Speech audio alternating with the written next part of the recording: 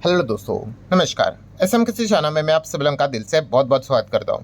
दोस्तों, इस वीडियो में हम लोग बात करने वाले एक बहुत ही इंपॉर्टेंट इंटरेस्टिंग खबर के बारे में जो कि हमारे मार्केट से डायरेक्टली जुड़ी हुई है। यस, कल के दिन भी काफ़ी लोगों ने यहाँ पे रिक्वेस्ट की थी, उसके पहले के दिन भी लेट नाइट जो वीडियो थे उसमें भी काफ़ी लोगों ने रिक्वेस्ट की थी, सर इस टॉपिक को आप कैसे भूल सकते हो। बिल्कुल भी भूला नहीं हूँ, सारी चीज़ों को कवर करेंगे, डिटेल में कवर करेंगे, एग्जैक्टली क्या होता है। उसी के साथ साथ मार्केट को लेकर ये पॉजिटिव है तो कितना पॉजिटिव है, क्या क्या ट्विस्ट देखने को मिल रहा है, ए टू जेड सारी चीज़ें। तो चलो स्टार्ट करते हैं दोस्तों। किस खबर की यहाँ पे मैं बात कर रहा हूँ दोस्तों, तो आरबीआई से रिलेटेड। यस, आरबीआई ने तोहफा जो दिया है किसको, सेंट्रल गवर्नमेंट को, सरकार को। ठीक है, तो आप सभी लोगों को पता ही है, खबर आपको पता चल ही गई होगी। आरबीआई ने बहुत बड़ा डिविडेंड दिया है गवर्नमेंट को, और वो भी कितना, तो आप देख सकते हैं नियर बाय 2.7 लाख करोड़। इतना बड़ा आप देख सकते हैं। RBI board approve the record dividend transfer of 2.69 lakh crore to the centre government for the financial year 25। इतना बड़ा अमाउंट यहाँ पे सरकार को मिलते हुए देखने को मिला है, जो कि इतिहास में इतना बड़ा अमाउंट आज तक कभी भी आरबीआई ने सरकार को यहाँ पे नहीं दिया है। अगर मैं पिछले 5 साल का भी हिस्ट्री आपके सामने रख दूँ तो आप देख सकते हैं फाइनेंशियल ईयर 20 में तो केवल 57,000 करोड़ ही आरबीआई ने सरकार को दिए थे, 21 में 99,000 करोड़, 22 में अगेन 30,000 करोड़, 23 में 87,000 करोड़, और पिछले साल फाइनेंशियल ईयर 24 में 2,10,000 करोड़। तब बोला गया था कि भाई इससे बड़ा अमाउंट क्या मिल सकता है। मतलब इसके पहले भी आप देखो ना, कभी भी अगर इन चीज़ों को जोड़कर ही देख लो तो ऐसा 2 लाख करोड़ के आसपास बनता है, मतलब मोटा मोटी आप समझो। और लास्ट फाइनेंशियल ईयर में 2,10,000 करोड़ मिला था, तब ऐसा लगा था कि भाई इसके बाद इतनी बड़ी अमाउंट तो कभी नहीं मिलेगी, बट रिकॉर्ड टूट गया भाई। इसी फाइनेंशियल ईयर 25 में गवर्नमेंट को कितना मिल गया, 2.69 लाख करोड़ मिलते हुए देखने को मिल चुका है। आई नो आपके दिमाग में काफ़ी सारे क्वेश्चंस यहाँ पे आए होंगे, पेशेंस होगा तो आपको सारे सवाल के जवाब इसी वीडियो में यहाँ पे मिलने वाले हैं। सबसे पहला तो आपके दिमाग में क्वेश्चन तो यहाँ पे आ ही जाएगा, आरबीआई डिविडेंड दे रहा है, what does it mean. Dividend का बेसिक अर्थ क्या होता है, प्रॉफिट शेयरिंग। अगर मैं 100 रुपया कमाता हूँ, कोई भी कंपनी के पॉइंट ऑफ व्यू से बात करते हैं, अगर मेरी कंपनी एसएमकेसी में 100 रुपया कमाता हूँ और कहता हूँ कि शेयर होल्डर को डिविडेंड दूंगा 10 रुपया, 10%। ठीक है, मतलब क्या है कि प्रॉफिट शेयरिंग। एक बात बताओ, आरबीआई कब से प्रॉफिट करने लग गया। आरबीआई थोड़ी ना कमर्शियल बैंक है कि यहाँ पे प्रॉफिट करे करके। आरबीआई का तो एजेंडा कुछ और ही रहता है। तो आरबीआई को प्रॉफिट किधर से हो रहा है, आरबीआई को सरप्लस किधर से हो रहा है जो कि वो गवर्नमेंट को डिस्ट्रीब्यूट करे। ये तो सवाल आपके दिमाग में यहाँ पे आएगा ही आएगा। आरबीआई के इनकम सोर्सेस आपको पता होनी चाहिए। ठीक है, आरबीआई भी पैसा कमाती है। ठीक है, वो कैसे कमाती है, जैसे कि अगर मैं बात करूं सबसे पहले तो ओएमओ की अगर हम लोग बात करें, ओपन मार्केट ऑपरेशन, जो रिसेंटली हम सभी लोगों ने देखा था, जो नए आरबीआई के गवर्नर हम लोग को देखने को यहाँ पे मिले थे, संजय मल्होत्रा जी, तो उन्होंने भी यहाँ पे आते वक्त क्या किया था, सिस्टम में लिक्विडिटी डालने के लिए ओएमओ यहाँ पे किया था। ठीक है, वो क्या करते हैं, गवर्नमेंट से रिलेटेड जो सिक्योरिटीज़ भी आपको देखने को मिल जाती है वो हम लोग को बाय सेल होते हुए देखने को मिल जाते हैं। तो इससे आरबीआई को बेनिफिट होता है, मुनाफा मिलता है। देन अगर हम लोग बात करेंगे तो फॉरेन एक्सचेंज मार्केट, बहुत सिंपल सी बात है। आरबीआई मान लो अगर डॉलर खरीदता है, ठीक है, तो लोअर प्राइस के ऊपर अगर उन्होंने खरीदा होगा, जैसे कि मान लो 80 पे खरीदा होगा और सेल किया होगा 85 पे, क्योंकि आरबीआई क्या करता है, डॉलर को बेचता भी है कभी रुपये को सपोर्ट देने के वक्त। तो आप देख सकते हो यहाँ पे 5 रुपया पर डॉलर के पीछे फायदा हुआ कि नहीं। तो ये भी आप कह सकते हो, ये भी एक उनका इनकम सोर्स देखने को मिल जाता है, इससे प्रॉफिट कमाते हैं। देन करेंसी प्रिंटिंग, आरबीआई तो आप सभी लोगों को पता है भाई कि अगर आपको नोट छापने हैं तो इससे रिलेटेड हम कह सकते हैं जितने भी डिनोमिनेशन का नोट होता है उससे रिलेटेड अगर आप माइनस करोगे प्रिंटिंग से रिलेटेड जो भी चीज़ें, उसके बाद जो भी रहता है भाई वो आरबीआई का ही तो मुनाफा होता है अल्टीमेटली। इससे आरबीआई अच्छा खासा कमाता है। देन इंटरेस्ट ऑन जीसेक, मतलब गवर्नमेंट सिक्योरिटीज़। ठीक है, इससे रिलेटेड भी आरबीआई को क्या मिलता है, इंटरेस्ट इनकम होते हुए देखने को मिल जाता है, जो भी वो इन्वेस्टमेंट करते हैं। देन अगर हम लोग बात करेंगे और इंटरेस्ट इनकम भी देखने को मिल जाते हैं, जैसे कि loan and advances to the centre, मतलब गवर्नमेंट की बात कर ले, स्टेट गवर्नमेंट की बात कर ले, बैंक फाइनेंशियल इंस्टीट्यूशंस की बात कर ले। ठीक है, आपने रेपो रेट सुना है कि नहीं। रेपो रेट अल्टीमेटली क्या होता है कि आरबीआई क्या करता है, बैंक को लोन देता है। ठीक है, तो इस चीज़ के चलते वो लोन देता है, वो परसेंटेज चार्ज करता है कि नहीं, तो यस वो भी इनका इनकम हो गया। ठीक है, प्लस उसी के साथ साथ आरबीआई क्या करता है, उसके पास जो पैसा रहता है वो फॉरेन में निवेश करता है कि नहीं, या फिर आप ये भी बोलो ना, जो आरबीआई के फॉरेन एक्सचेंज रिजर्व्स रहते हैं वो आरबीआई के ऐसे ही पड़े पड़े रहते हैं क्या, नहीं, आरबीआई उसको इन्वेस्ट करता है। अमेरिका के जो सिक्योरिटीज़, मतलब गवर्नमेंट यूएस के बॉन्ड्स की अगर हम लोग बात कर ले, ट्रेजरीज की अगर हम लोग बात कर ले, उसमें निवेश करता है, उसमें उनको कूपन इंटरेस्ट मिलता है, उससे उनकी अर्निंग यहाँ पे होती है। ठीक है, सो ये कुछ उनके इनकम सोर्सेज देखने को मिल जाते हैं। एंड अदर कैटेगरी में भी आप कह सकते हो बहुत सारे फीस होती है, पेनाल्टी, बैंकिंग चार्जेस, ये वो बहुत सारी चीज़ें रहती है, रेंटल इनकम, ऐसे भी अदर सोर्सेज देखने को मिल जाती है। तो यहाँ से आरबीआई क्या करता है, कमाई करता है। मतलब आपके दिमाग में जो क्वेश्चन आ रहा था कि आरबीआई डिविडेंड सरकार को देने के लिए कमाता कहाँ से, तो यहाँ से कमाता है। ठीक है, तो ये आपका डाउट क्लियर हो गया। अब आ जाते हैं नेक्स्ट डाउट के ऊपर, कौन सा, कि भाई इतना ह्यूज डिविडेंड आया कहाँ से, मतलब इतना बड़ा अमाउंट, बॉस आप चेक कर लो ना, इसके पहले भी इतू सा रहता था। ठीक है, और ये इतना बड़ा अमाउंट को भी तोड़ने के लिए आप देख सकते हो 2.7 लाख करोड़, इतना बड़ा अमाउंट कैसे आया, तो इसके पीछे मोटा मोटी दो कारण बताए जा रहे हैं। पहला कारण की अगर हम लोग बात करें दोस्तों, जो फॉरेन करेंसी जैसे कि डॉलर की ही बात कर लो, डॉलर लोअर लेवल पे खरीद के हायर लेवल पे बेचा है, इस चीज़ के चलते तगड़ा कमाई की है आरबीआई ने।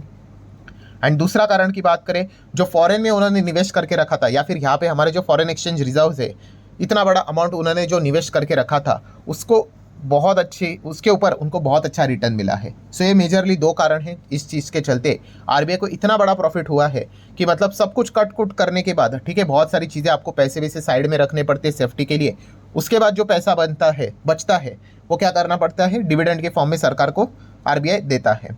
ठीक है, मतलब आप अंदाज़ा लगा सकते हो कि कितना ज़बरदस्त पैसा आरबीआई ने कमाया होगा, क्योंकि ये तो वो सारी चीज़ें कट करने के बाद सरकार को दे रहे हैं। सो ये इसके पीछे के दो मेजर कारण हम लोग को देखने को मिल रहे हैं।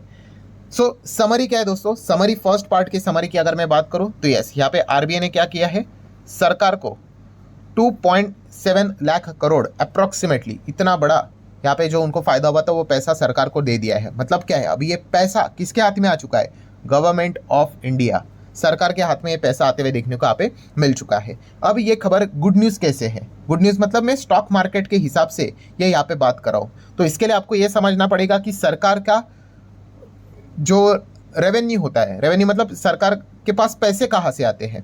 ठीक है, तो बेसिक चीज़ तो आपको बताया कि इनकम टैक्स से सरकार के पास 19% की अर्निंग होती है। ठीक है, मतलब अगर सरकार के पास 100 रुपया अगर आता है, ठीक है, तो उसमें से आप कह सकते हो 19 रुपया इनकम टैक्स से आता है।